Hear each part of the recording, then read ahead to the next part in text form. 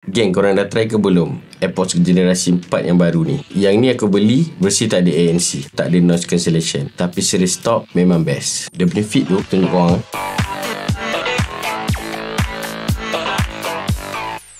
Sedap. It fits nicely, snug, and kau boleh buat most of daily activities tanpa terjatuh.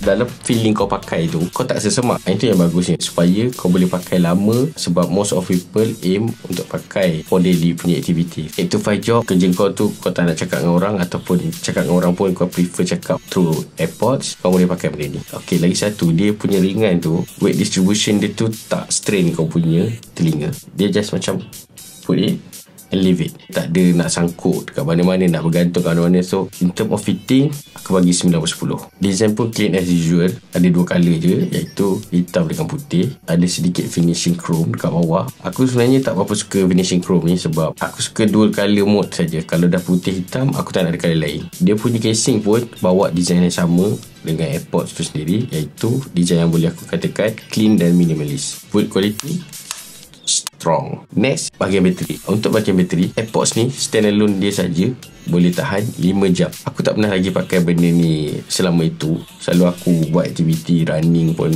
aku take tak sampai 3 jam. Let's say lah aku nak pergi half marathon, dengan speed aku yang slow ni, aku akan habis dalam masa 4 jam. So still more than enough room sampai 5 jam. Let's say lah battery degradation ke apa maknanya ke, aku expect bateri dia standalone boleh tahan minimum 4 jam. Yang ni casing dia. Okay, bila campur casing pula lagi padu mai. Dengan casing 30 jam total bateri tahan. Boleh buat travel terus. Kalau let's say korang travel lama pun, jangan risau. Apple dah start bagi Type-C dah untuk semua device-device dia. Aku tak test lagi fast charging dia. Aku sendiri pun tak pernah pakai sampai habis bateri. Bila kadang-kadang aku menung-menung apa, aku cucuk je kejap.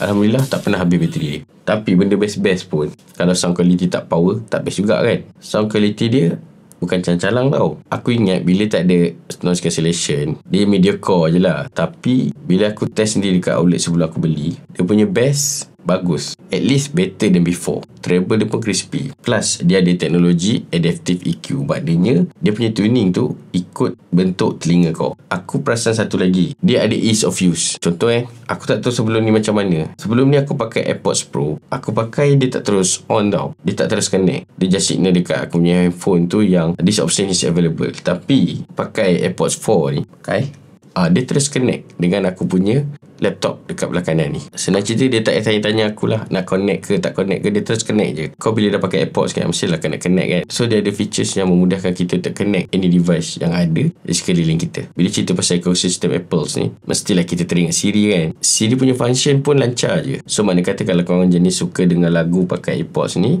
kau cakap je terus dekat AirPods ni, "Hey Siri, next song."